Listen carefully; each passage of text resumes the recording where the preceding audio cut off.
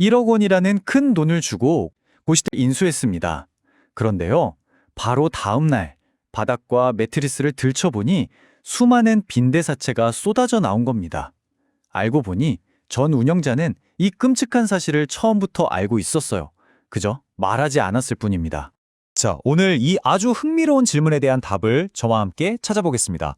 그럼 한번 제대로 파헤쳐 볼까요? 오늘 우리가 다룰 이야기는요, 그냥 지어낸 게 아닙니다. 실제 판결을 바탕으로 하고 있죠. 바로 서울 북부지방법원의 2024 고단 3486 고시텔 빈대 은폐 사기 사건입니다. 이 판결을 통해서 법이 침묵을 어떻게 바라보는지 아주 명확하게 알 수 있습니다. 모든 사건은 언제나 그렇듯 돈과 숨겨진 진실에서 시작됐습니다. 1억 원이라는 어마어마한 돈이 오갔고 그 뒤에는 고시텔의 운명을 송두리째 뒤바꿀 진실이 감춰져 있었던 거죠. 피해자 갑 씨는요, 정말 새로운 시작을 꿈꾸면서 권리금으로 1억 원, 이 큰 돈을 냈던 겁니다. 고시텔의 모든 시설과 영업권을 넘겨받는 조건이었죠. 하지만 이 거금 뒤에는 상상도 못할 진실이 도사리고 있었습니다. 자, 이 시간 순서를 한번 보세요. 여기서부터가 정말 기가 막힙니다. 원래 운영자는 이미 9개월 전부터 이 빈대 문제 때문에 골머리를 앓고 있었던 거예요. 심지어 2번이나 방역을 시도했는데 실패할 정도로 아주 심각한 상황이었죠. 그런데 계약하는 바로 그날 이 결정적인 사실에 대해 입을 싹 닫아버립니다. 그리고 정말 바로 다음날 새로운 주인이 된 갑씨 부부는 그야말로 악몽과 마주하게 된 겁니다. 피해자 갑 씨의 이 한마디. 이게 바로 이 사건의 모든 것을 말해줍니다. 만약에 알았다면 내 전 재산이나 다름없는 1억 원을 투자하는 그런 결정은 절대로 하지 않았을 거다. 바로 이 부분이 법정에서 가장 중요한 쟁점이 되는 거죠. 자, 그럼 이제 이야기의 무대를 법정으로 한번 옮겨보겠습니다. 과연 법은 이 기막힌 침묵을 어떻게 판단했을까요? 양쪽 주장이 아주 팽팽하게 맞섰습니다. 판매자 쪽은 이거였어요. 아니, 방역 필요하다는 뉘앙스는 풍겼다니까요? 하면서 어떻게든 책임을 피하려고 했죠. 하지만 구매자 입장은 단호했습니다. 이게 그냥 청소 좀 필요한 수준의 문제입니까? 이건 숙박업의 존립 자체를 위협하는 중대한 하자잖아요. 여러분은 어떻게 생각하세요?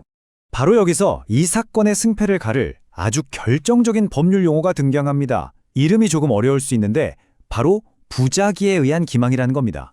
용어는 낯설지만 그 뜻을 알고 나면 아, 바로 이거구나 하고 무릎을 탁 치실 겁니다. 이 부작위에 의한 기망이라는 게 뭐냐면요, 아주 쉽게 말해서 해야 할 말을 안 해서 사람을 속이는 거예요. 내가 막 적극적으로 거짓말 한 건 아닌데 진짜 중요한 사실을 쏙 빼놓고 말해서 상대방이 착각하게 만들고 잘못된 판단을 하게 만드는 것, 바로 그게 부작위에 의한 기망입니다.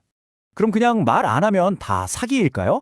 그렇지는 않습니다. 법에서는 딱 이 4가지 조건이 모두 들어맞아야 한다고 봐요. 첫째, 알려줘야 할 법적인 의무가 있어야 합니다. 이 사건 판매자처럼요. 둘째, 숨긴 내용이 계약을 할지 말지를 결정할 만큼 중요한 사실이어야 하죠. 빈대 문제 당연히 중요하죠. 셋째, 그 침묵 때문에 상대방이 착오에 빠져야 하고요. 마지막으로 그 결과로 재산상의 이득을 봐야 합니다. 이 사건은 이 4가지 톱니바퀴가 정말 정확하게 딱 맞물린 경우였던 거죠. 자, 그럼 법원은 이 복잡한 상황을 어떻게 봤을까요? 앞서 살펴본 법리가 이 사건에 어떻게 적용되었는지 드디어 법원의 결정적인 판단, 그 순간을 함께 보시죠. 법원의 입장은 아주 단호했습니다. 고시텔은 뭐 하는 곳이죠? 사람들이 잠을 자고 쉬는 숙박시설이잖아요. 따라서 빈대가 들끓는다는 사실은 단순히 작은 흠집 수준이 아니라 이 사업 자체를 하냐 마냐를 결정하는 핵심 중의 핵심이라는 겁니다. 그러니 당연히 알려줘야 할 고지 의무가 있다는 거죠. 그리고 바로 이 판결문 한 구절이 판매자의 주장을 완전히 박살내버립니다.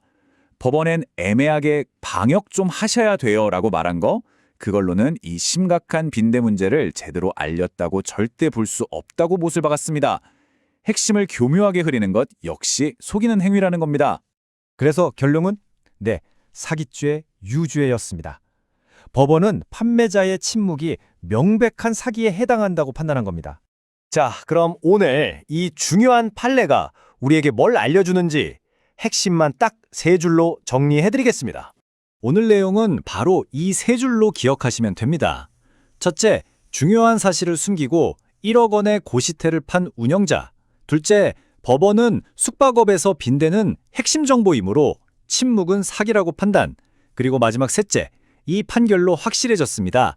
내가 적극적으로 거짓말을 안 했더라도 중요한 걸 알면서 입 닫고 있는 것, 그것도 명백한 범죄가 될 수 있다는 사실입니다. 어떤 계약이든 마찬가지입니다.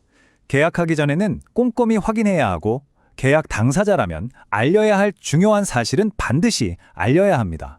때로는 침묵이 그 어떤 거짓말보다도 훨씬 더 비싼 대가를 치르게 할 수 있다는 것 꼭 기억해 두십시오. 오늘 판례 이야기가 유익하셨다면 좋아요, 구독 꼭 좀 부탁드립니다. 영상을 만드는데 정말 큰 힘이 됩니다. 다음 시간에도 더 유익한 판례로 다시 찾아뵙겠습니다.